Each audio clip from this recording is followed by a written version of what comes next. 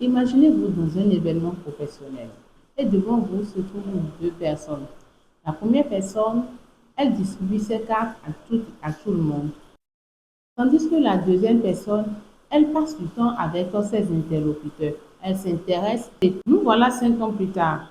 Parmi ces deux personnes, lequel des deux aurait construit un réseau? Dans cette vidéo, je vais vous montrer la différence qu'il y a entre le networking qui marche vraiment et celui qui vous grille en quelques secondes. Il y a deux mondes dans le networking. Et comprendre cela, c'est comprendre pourquoi certains ont un réseau en béton, tandis que d'autres collectionnent juste des refus polis. Le networking relationnel, c'est une relation humaine avant toute chose. Comprendre l'autre, donner avant de demander, maintenir la relation et respecter le temps. Vous n'êtes pas là pour utiliser les gens. Vous êtes là pour construire quelque chose de durable. Et ça prend du temps. Voici ce que personne ne vous dit. L'opportunité, ça se voit. Ça se voit sur vous. Les autres ne sont pas bêtes. Elles se voient immédiatement. Et voici les signes qui vous trompent. Vous posez des questions trop directes. Vous n'écoutez pas les autres. Quand vous voyez quelqu'un, vous lui demandez en même temps quelque chose. Ça, ce sont les signes, ce sont les comportements que vous avez des fois qui montrent que vous êtes juste un opportuniste. Les autres ne sont pas cons. Les leaders que vous aimeriez côtoyer, ils ne sont pas cons. Ils ne sont pas arrivés là par hasard, ils ne sont pas arrivés là par la chance. Ils lisent entre les lignes, ils voient votre comportement. Et voici ce qui se passe après. Quand vous contactez quelqu'un par opportunisme, qu'est-ce que un refus poli? Le silence ou le blocage. Voilà les réactions que vous collectez quand vous devenez un opportuniste lors d'une conférence ou lors d'un événement professionnel. Dans les cercles fermés, c'est-à-dire le cercle des experts, des dirigeants ou des business, des grands entrepreneurs, l'information circule. L'information, ça circule. Et votre réputation compte beaucoup plus que vos compétences. Dans ce cercle, gardez à l'esprit que votre réputation compte plus que votre compétence. Vous allez griller juste en quelques secondes par opportunisme lors de cette conférence. Comment est-ce que vous allez vous rattraper? Voilà que vous venez de griller votre réputation dans cette petite salle de conférence de 300 personnes ou de 100 personnes, juste par opportunisme. Donc, comment faire du vrai networking?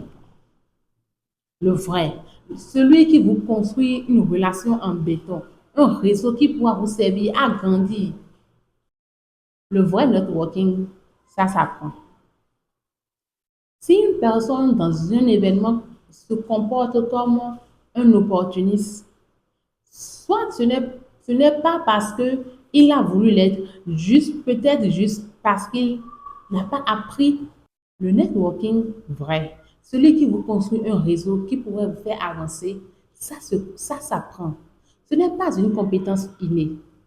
Si vous checkez vos comportements passés et que vous constatez que vous avez été opportuniste lors de ces événements, ne vous blâmez pas. Parce que ce n'est pas une compétence innée.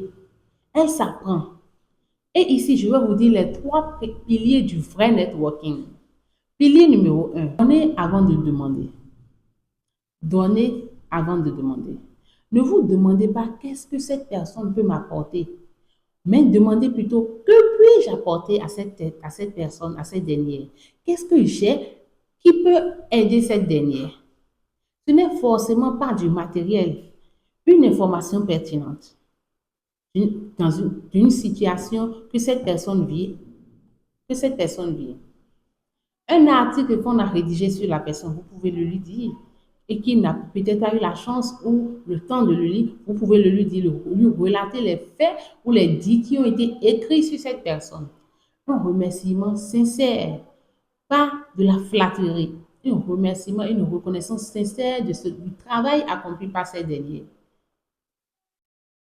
Vous pouvez lui faire une mise en relation ciblée. Cette personne a besoin a une situation au boulot ou dans sa vie de famille dont il a besoin de quelqu'un de compétent pour faire ce travail. Par exemple, la dernière fois, je suis partie à un événement et j'ai rencontré un médecin éminent béninois, un spécialiste de la fertilité. Il s'est plaint lors de cette conférence qu'il a eu sa page Facebook de près de 75 000 abonnés piratée. Donc, il n'avait plus accès à sa page.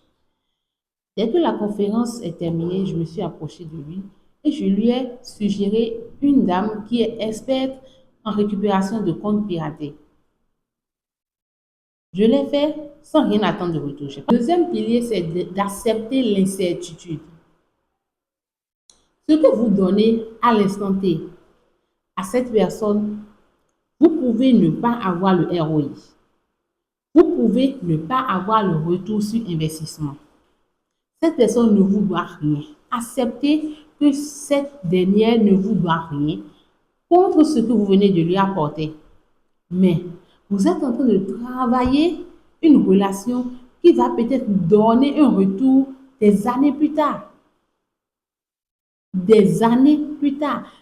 Le retour peut ne pas être immédiat ou peut ne jamais exister. Donc, il faut que vous acceptez que vous n'aurez pas de retour de cette relation, de cet investissement. C'est le deuxième pilier du vrai networking. Et le troisième pilier, c'est de séparer la relation de la transaction. Dès que vous contactez quelqu'un ou que vous vous présentez à quelqu'un, vous ne pouvez pas lui demander une transaction à l'instant T. Alors que vous ne l'avez jamais connu.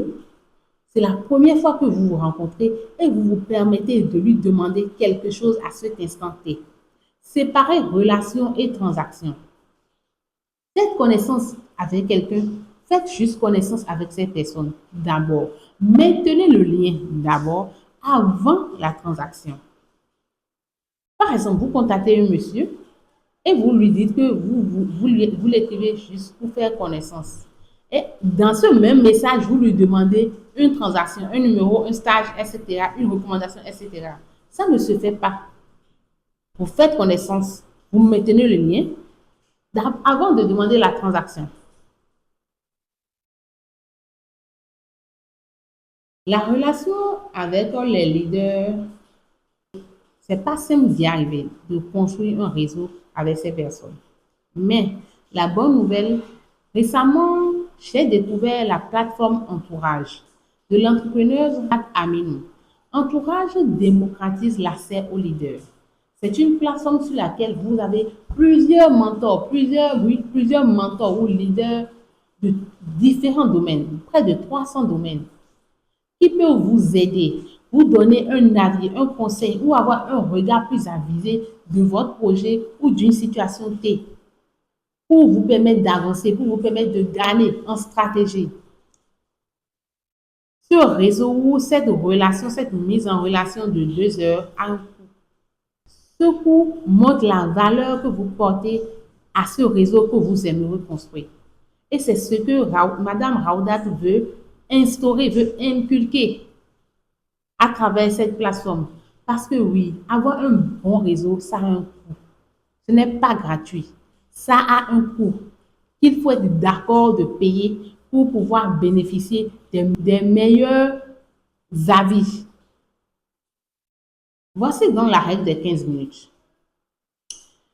Quand vous voulez vous discuter avec une personne, vous n'avez pas le droit de lui demander plus de 15 minutes. Quand cette personne, vous savez très bien que c'est une personne très occupée, que c'est une personne avec un gros poste de responsabilité, que c'est un leader, un businessman, un entrepreneur, vous n'avez pas le droit de lui demander plus de 15 minutes en rendez-vous physique.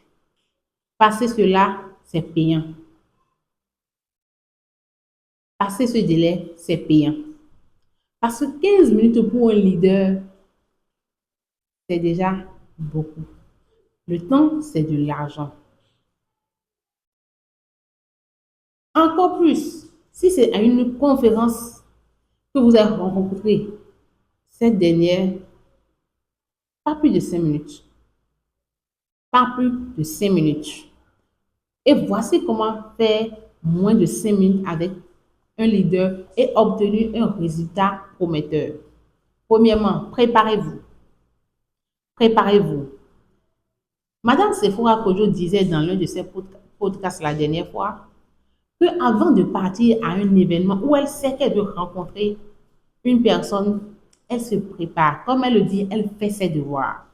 Et comment faire ses devoirs? Renseignez-vous sur la personne. Apprenez ou bien préparez comment vous allez vous présenter. Je sais, vous allez me dire comment je vais apprendre à me présenter. Vous savez que des fois, vous êtes devant une personne et que vous êtes tellement stressé que vous oubliez votre nom, que vous arrivez à oublier même votre nom, votre projet. Vous savez que le stress peut faire ça, a la capacité de vous faire perdre les moyens. Voilà. Alors que si vous étiez préparé, vous pouvez au moins, vous aurez la facilité à vous présenter, à être moins stressé parce que vous vous êtes préparé. Alors, je reprends. Vous faites des recherches sur la personne, l'actualité de sa vie, s'il a peut-être reçu un prix dernièrement, s'il a lancé un nouveau produit, s'il a été papa, s'il vient de se marier. Renseignez-vous sur cette personne afin de pouvoir faire la conversation, que ne serait-ce que 2 minutes, vous intéresser à sa personne avant d'aller vers ce qui vous amène vers lui. On est d'accord. Ensuite, après cela, maintenez le lien. Maintenez le lien. Cultivez la relation. Je n'ai pas dit d'envahir la personne de ses inbox, non.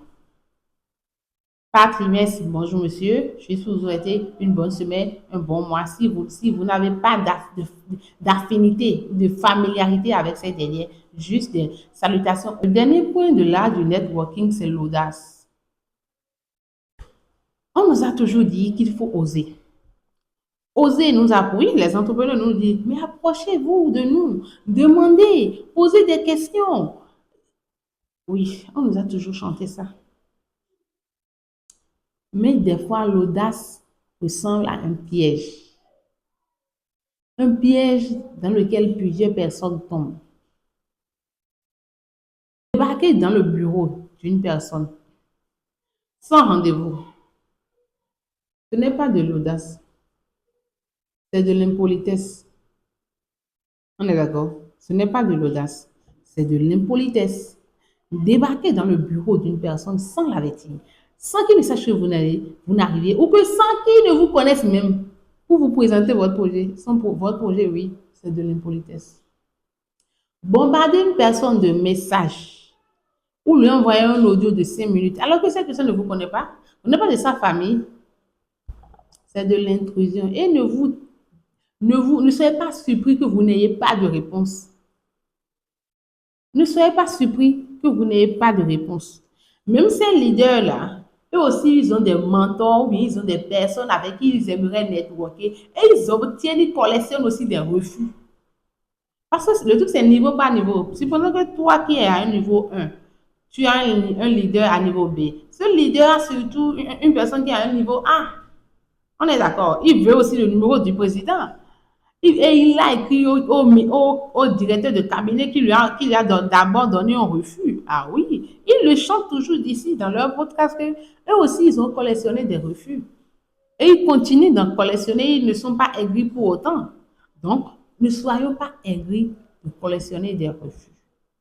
C'est juste parce que peut-être que notre projet ou ce qu'on aimerait demander, ils n'ont pas encore la capacité de nous aider ou le temps de nous aider. Et comprenons cela. Prenons de la hauteur et demandons-nous comment est-ce que tout cela marche. Les vrais réseaux, les écosystèmes à haute valeur, l'information circule. On est d'accord? Dans les écosystèmes à haute valeur, l'écosystème des dirigeants, des cadres, etc., l'information circule avant d'être publique. Et si tu n'es pas dans le réseau, tu ne vois pas l'information. La belle preuve. L'émission Les Nouveaux Boss. Les entrepreneurs qui ont pitché, qui ont été sélectionnés. Quand l'émission a été diffusée, C'est lors de la diffusion que beaucoup de personnes ont dit quand est-ce qu'on lance le casting, comment postuler, etc. Mais les entrepreneurs qui ont été retenus là, comment ils ont eu l'information, vous pensez? Question. Comment est-ce qu'eux, ils ont eu l'information? C'est leur réseau qui les a permis d'avoir cette information. Et ce n'est qu'après diffusion que beaucoup de personnes maintenant sont intéressées. Ah oui, d'accord, donc l'information circule avant d'être publique.